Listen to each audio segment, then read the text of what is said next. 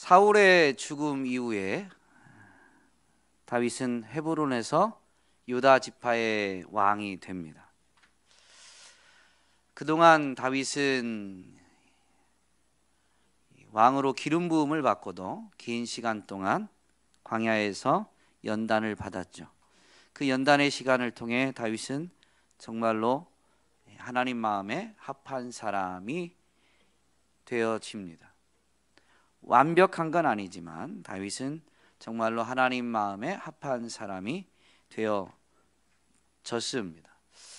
왕이 된 다윗의 모습을 통해서 오늘은 하나님 마음에 합한 것이 무엇인지를 살펴보고자 합니다.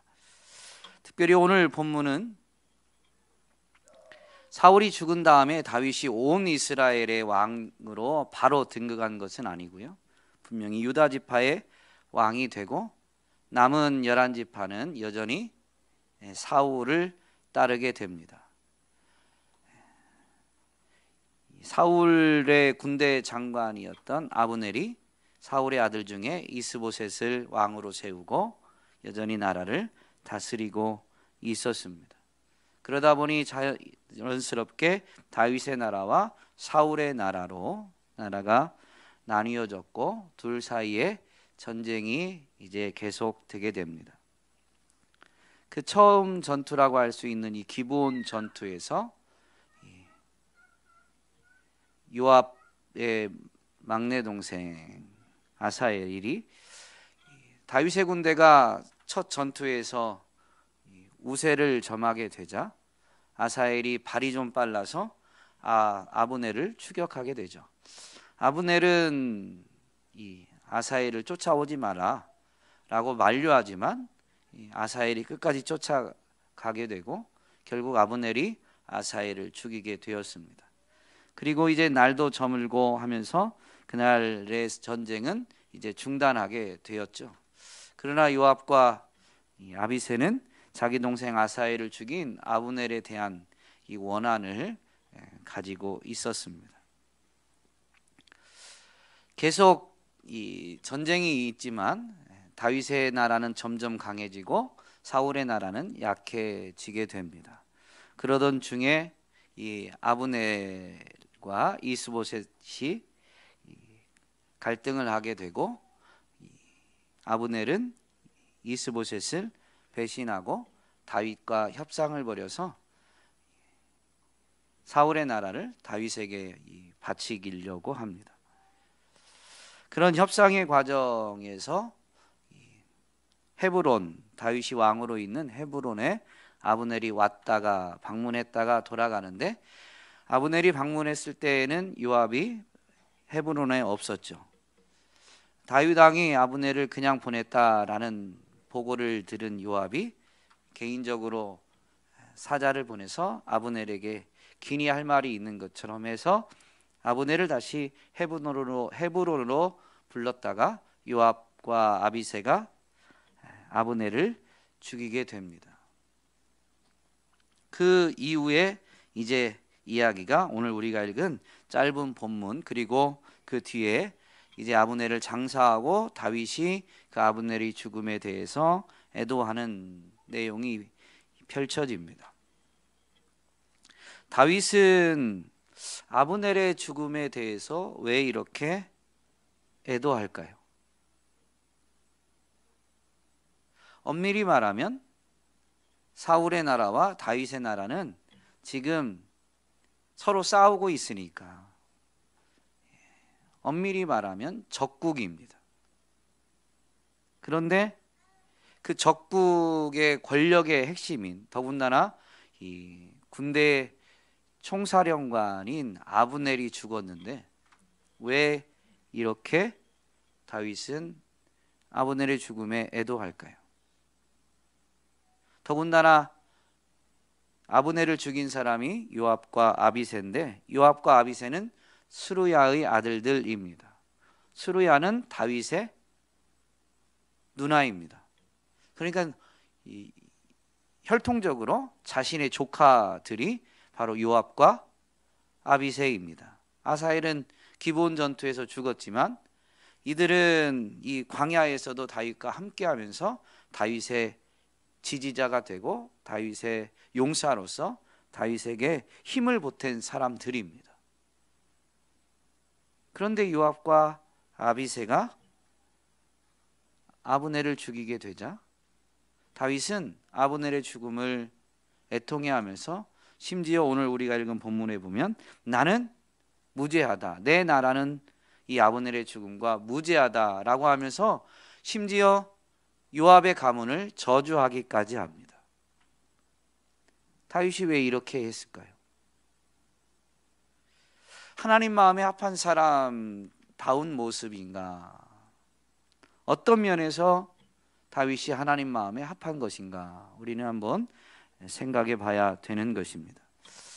참 육신적으로는 납득하기 어려운 부분이 뭐냐면요, 아브넬의 죽음을 다윗이 애도한다는 겁니다.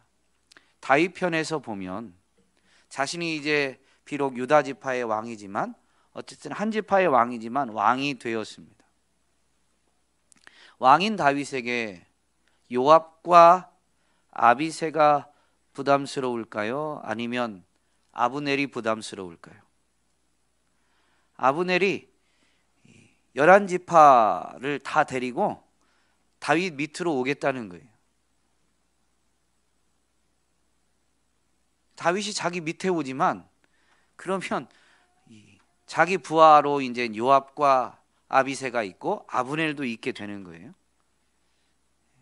왕인 입장에서는 그 전부터 자기를 지지하고 따랐던 요압과 아비새 그리고 11지파를 데리고 투항하는 그 11지파의 왕은 아니지만 실질적인 최고 권력자죠.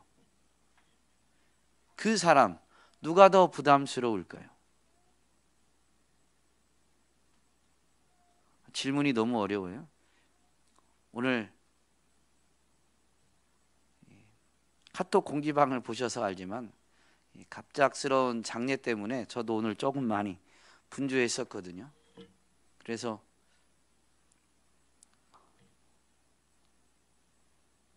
오늘 이 금요 기도회 설교를 어떻게 해야 될까 하니까 빨리 끝내라라고 하더라고요. 설교가 빨리 안 끝나는 건 제 탓이 아니라니까요.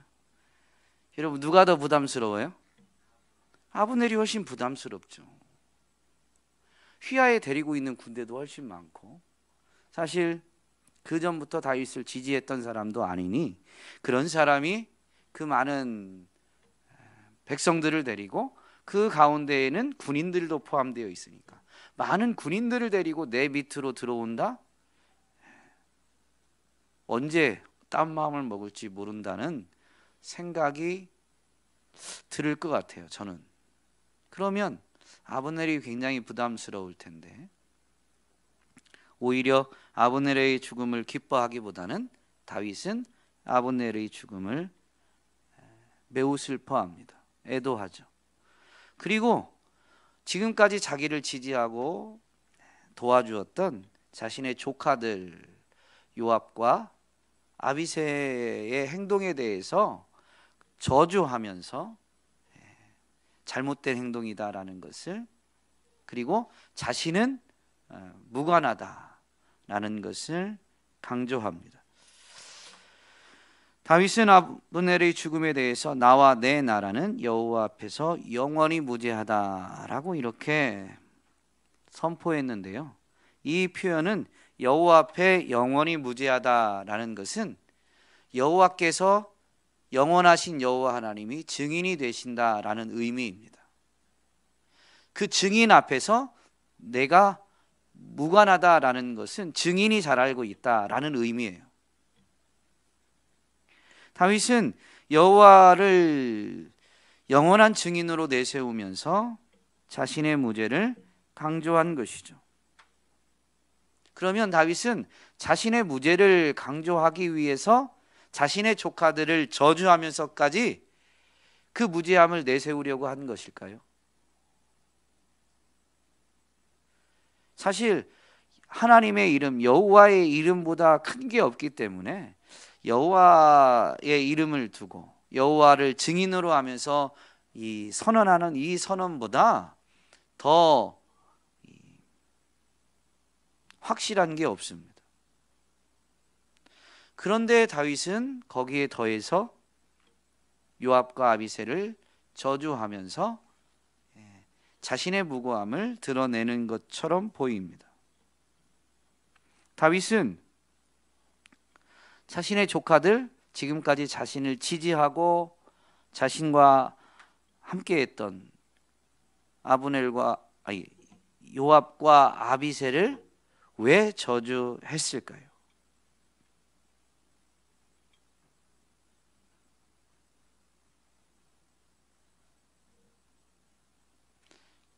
하나님 마음에 합한 사람이라면 분명히 자기 자신만을 위해서, 자신의 무죄함을 드러내기 위해서 한 것은 아닐 것이죠.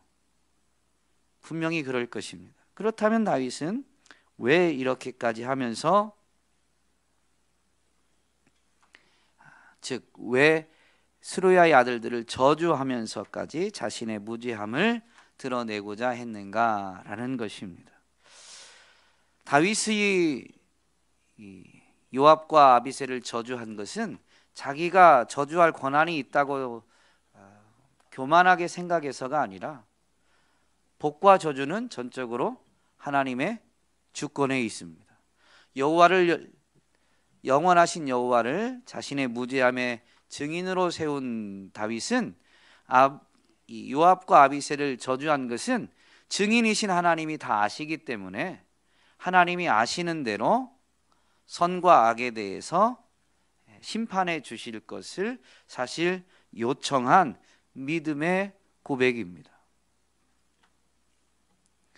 요압과 아비새가 분명히 악을 행했기 때문에 하나님이 아시오니 그대로 갚아 주십시오라는 의미에서 다윗은 요압과 아비새를 저주한 것이죠.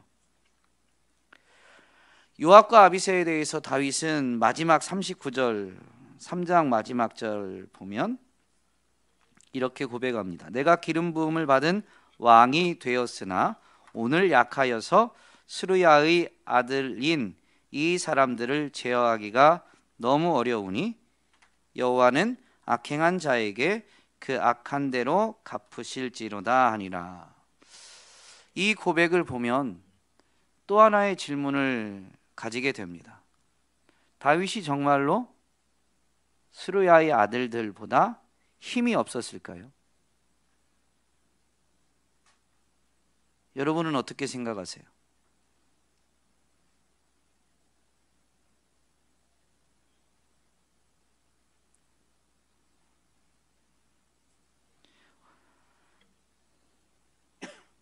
다윗이 약하다라고 말하는 것은 요압과 아비새와 비교해서 상대적으로 자신이 힘이 약하다라는 의미가 아닙니다. 표현을 보면 자신이 오늘 약하여서 스루야의 아들인 이 사람들을 제어하기가 너무 어려웠다. 자기가 싸워서 못 이긴다라는 의미가 아니라 스루야의 아들들이 왕인 자기에게 전적으로 순복하게 만들 힘이 자기에게 없다는 의미입니다. 제어한다라는 것은 완전히 다스리는 걸 의미하죠. 여러분, 누가 사람의 마음을 좌지우지할 수 있어요? 돈이 많은 사람이? 학문이 깊은 사람이? 어느 정도는 할 수 있을지 모르지만 어느 누구도 사람의 마음을 온전히 제어할 수가 없습니다. 다윗의 고백은 자기가 스루야의 아들들보다 견주었을 때 물리적인 힘이, 자기의 군사력이, 자기를 따르는 군사들이 더 적어서 요압과 아비새를 자기가 제압하지 못한다라는 의미는 아닙니다. 이 모든 것은 다윗이 가지는 이 신앙적 관점에 있는데요.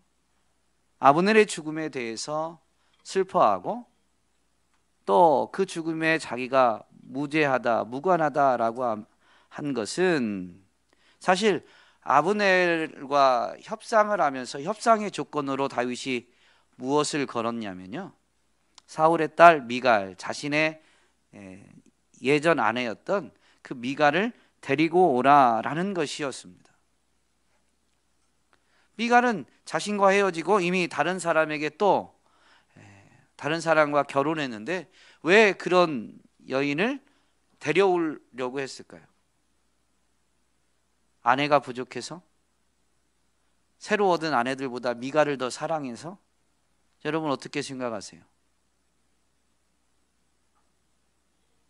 정치적인 이유가 있습니다.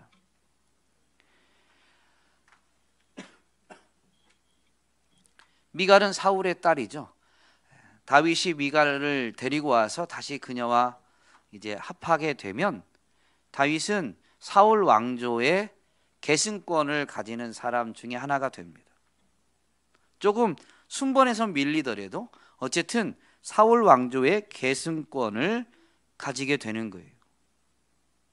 이 다윗이 원한 건 뭐냐면요, 이스라엘과 유다가 피 흘리지 않고 하나 되는 겁니다. 힘을 가지고 제 앞에서 하나를 만드는 게 아니라요, 정말로 화평함으로, 평화로 하나 되는 것입니다. 이를 위해서 다윗이 미갈을 데려오라고 했고 아브넬을 받아들이기로 한 겁니다. 부담스럽지 않은 존재는 아니지만 이스라엘이 피 흘리지 않고 하나 되는 것은 이 방법이 효과적이기 때문이었던 것이죠. 그런데 요압과 아비새가 개인적인 복수심 때문에 이스라엘이 하나 되는 것을 가로막았어요. 가로막았을 뿐만 아니라 지금 11지파와 유다지파, 자신을 왕으로 세운 유다지파가 이제 자칫하면 전쟁을 벌여야 될지도 모를 상황까지 몰고 간 것이죠. 그래서 다윗은 이것을 가로막기 위해서 유다지파의 왕인 자신이 한 게 아니다, 나와는 무관하다라는 것을 강조하면서 드러내고자 했던 것이죠.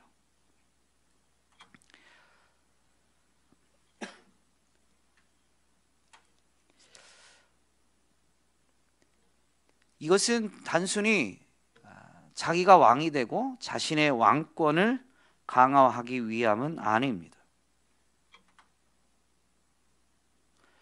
다윗의 표현 고백에 보면 이런 고백이 있습니다. 28절에 보면 그 후에 다윗이 듣고 이르되 넬의 아들 아브넬의 피에 대하여 나와 내 나라는 여호와 앞에 영원히 무죄하다. 나와 내 나라는 여호와 앞에서 영원히 무죄하다. 두 가지 의미를 가지고 있습니다. 아브넬을 누가 죽였다고요? 누가 죽였어요? 요압과 아비새가 죽였습니다. 요압과 아비새는 다윗의 부하였는데 이 표현을 보면 엄밀히 말하면 요압과 아비새는 다윗의 부하였는지 모르지만 다윗의 나라에 속한 자는 아닙니다. 나와 내 나라는 여호와 앞에 영원히 무죄하다. 여호와께서 증인이신데 내 나라가 저지른 일이 아니다 이 말이잖아요.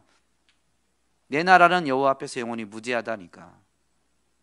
그러면 요압과 아비새는 다윗의 나라에 속한 자들이 아닌 것입니다.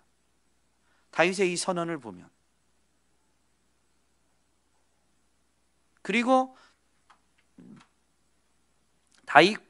다윗의 나라가 여호와 앞에서 영원히 무죄하다라는 것은 다윗의 나라는 다윗이 왕이지만 그 다윗의 나라는 엄밀히 말하면 하나님 앞에 있는 거예요. 즉 하나님의 통치 아래에 있는 거죠.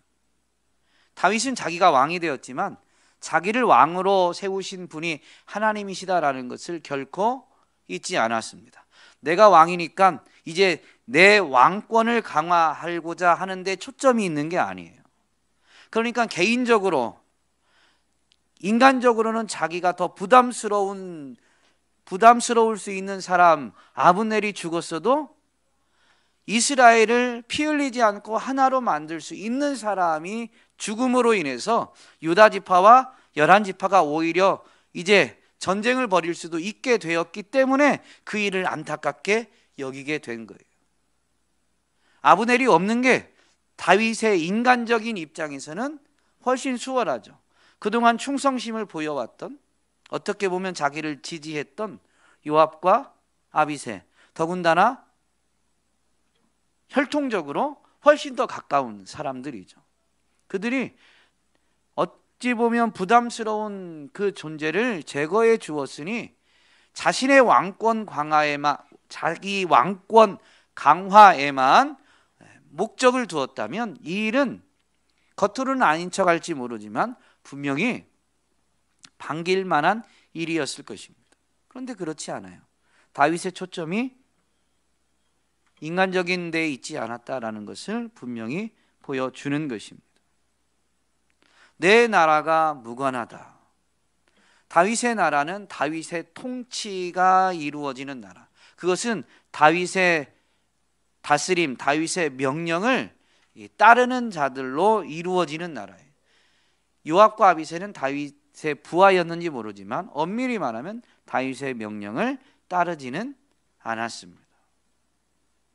다윗은 자기의 나라를 굳건히 세우고 자기의 왕권을 강화하는 데 초점이 있는 게 아니라 자기를 세우신 하나님을 바라보면서, 그래서 자기를 통해서 하나님의 나라가 이루어지는 일에 초점이 있었던 거죠. 그래서 조금은 내가 부담스러워도, 조금은 내가 불편해도, 그래서 내가 조금 불안할 수 있어도 하나님의 백성들이 연합하고 하나 되어서 하나님의 통치가 이루어진다면 다윗은 그것을 더욱 가치 있는 것으로, 그것을 더욱 귀한 것으로 여겼던 것입니다. 그래서 하나님 나라의 백성들이 연합을 이루는 것을 최우선으로 하다 보니까 아브넬의 죽음에 대해서는 애도하고, 오히려 하나님 나라 백성들 간에 피 흘릴 수 있는 일을 개인적인 감정 때문에 저지른 이 요압과 아비새에 대해서는 진노하면서 하나님이 그들의 악행에 대해서 보응해 주시기를, 자기가 하는 게 아니라 하나님이 하나님의 능력으로 그 악행을 보응해 주시기를 그저 간청했습니다. 하나님의 주권에 모든 것을 맡겨 드린 거죠. 여러분, 다윗이 이렇게 하나님 나라의 연합을 추구했는데요, 그 연합을 이루는 데 있어서는 누군가는 희생을 해야 되고 누군가는 인내해야 됩니다. 저절로 이루어지지 않아요. 손해인 줄 뻔히 알고도 자신을 희생해야 되고, 그렇게 하다 보면 불안과 두려움이 엄습해 올 수 있는데 그럼에도 불구하고 참아야 되는 거예요. 그런 것들을 다 회피하려고 하면 연합이 이루어지지 않습니다.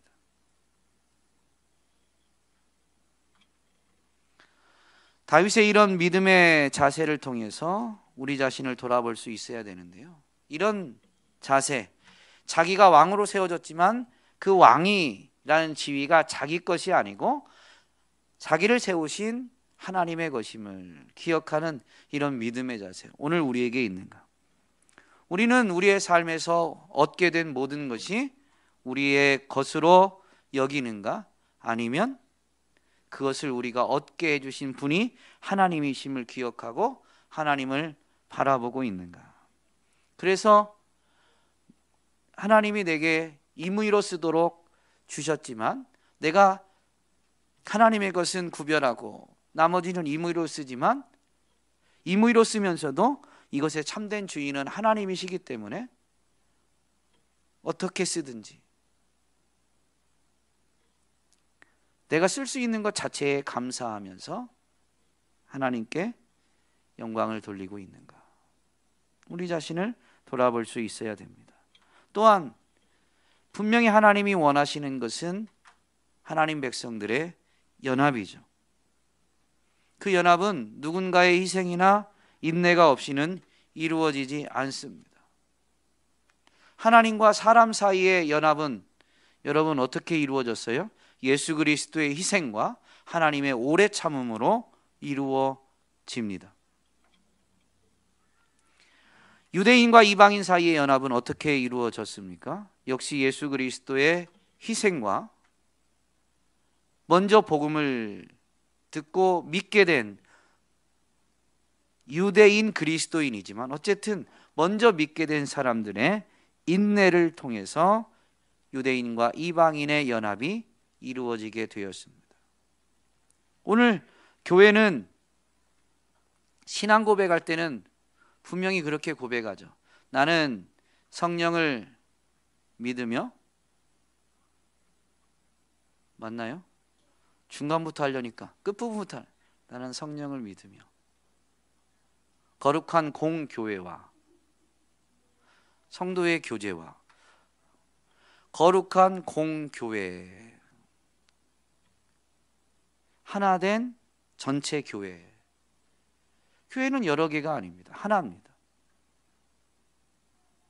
성도들의 교제, 그 하나된 교회는 성도들 간의 교제, 연합하는 그런 교제가 분명히 있는 거죠.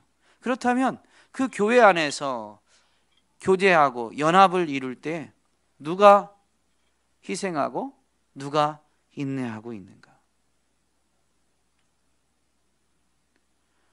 타락한 인간의 본성은 자꾸 네가 해라라고 합니다. 근데 그건 세상이죠. 그리스도 안에서는 네가가 아니라 언제나 내가, 제가입니다. 오늘 우리는 교회의 온전한 연합, 하나됨을 이루고 있는가? 이를 위해 오늘 나는 희생하고 인내하고 있는가? 오늘 우리의 가정은 온전히 연합하고 하나 되고 있는가? 가정의 연합과 하나됨을 위해서 나는 희생하고 있는가? 나는 인내하고 있는가? 우리 자신을 돌아볼 수 있어야 됩니다. 그렇게 연합과 하나됨을 이루는 모습을 통해서 하나님의 나라가 정말로 믿음의 사람을 통해 이 땅 가운데 임한다라는 것이 드러나게 되는 것입니다. 다윗은 요압과 함께 있는 모든 백성에게 아브넬의 죽음을 애도하라라고 명령했습니다. 다윗은 아브넬의 죽음에 대해서 미련한 자의 죽음 같다라고 탄식하며 애도하죠. 성경에서 미련한 자, 특히 지혜 문학의 관점에서 미련한 것은 악한 것입니다. 지혜 문학의 관점에서 이 다윗의 표현을 본다면 아브넬의 죽음은 악인의 죽음과 같다라는 것이죠. 두 가지로 해석해 볼 수 있습니다. 악한 자에 의해서 죽은 죽음이다.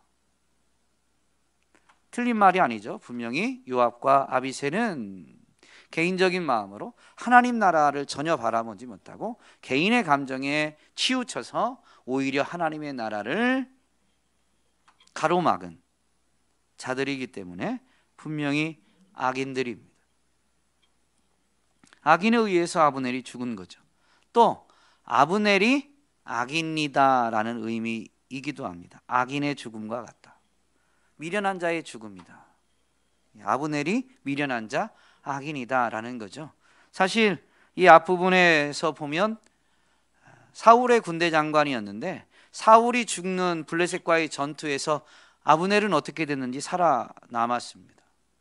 그리고 여러 가지 대의 명분을 내세울 수 있겠지만 어쨌든 군대 장관, 왕은 죽었는데 군대 장관은 살아남았어요. 그리고 돌아가서 그 이스라엘 나라에서 사울의 아들 중에 이스보셋을 왕으로 세우는데 사실 권력은 자기가 다 차지합니다. 그래서 이 앞에 보면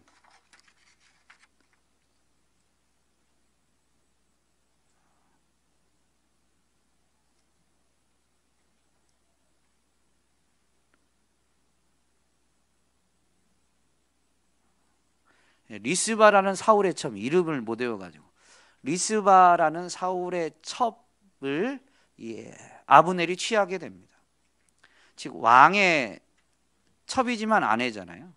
왕의 아내를 이렇게 취한다라는 것은 그 왕권을 자기가 가진다라는 의미를 가집니다.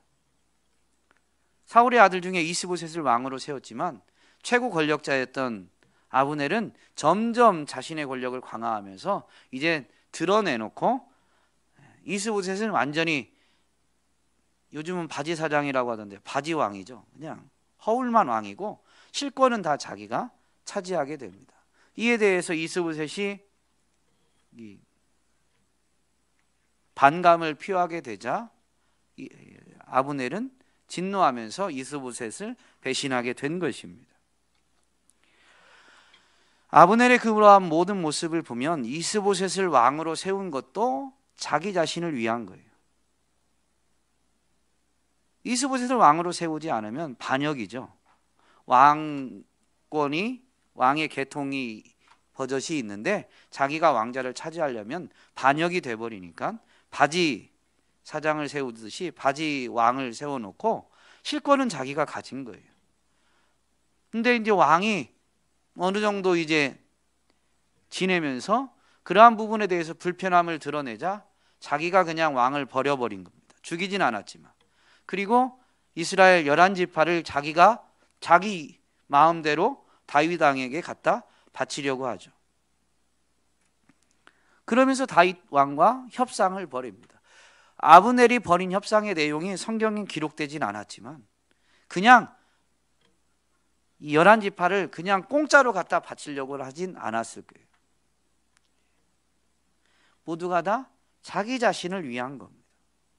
아브넬도 매우 이기적인 자기 자신만을 위한 하나님의 나라에 대한 관점이 전혀 없는 악인입니다. 미련한 자, 악인의 죽음이죠. 다윗은 그러면서도 이 죽음에 대해서 탄식하며 애도합니다. 지난주에 사울과 요나단의 죽음 앞에서 울 줄 아는 다윗. 정말로 하나님은 악인이라도 죽는 것을 기뻐하지 않죠. 죄는 미워해야 되지만 사람은 생명은 고귀한 것으로 여겨서 그 죽음을 슬퍼할 줄 아는 사람이 다윗이었는데 오늘 아브넬의 죽음에 대해서도 마찬가지입니다. 아브넬이 죽지 않고 하나님 나라의 연합을 가져올 수도 있었지만 이미 벌어진 일 앞에 그 아브넬이 의인이어서가 아니라 악인이지만 분명히 그의 죽음에 대해서는 탄식하고 더군다나 하나님 나라의 연합을 가져올 수 있었던 것에 무산된 것에 대해서 안타까워하면서 생명에 대해 슬퍼하게 되는 것이죠.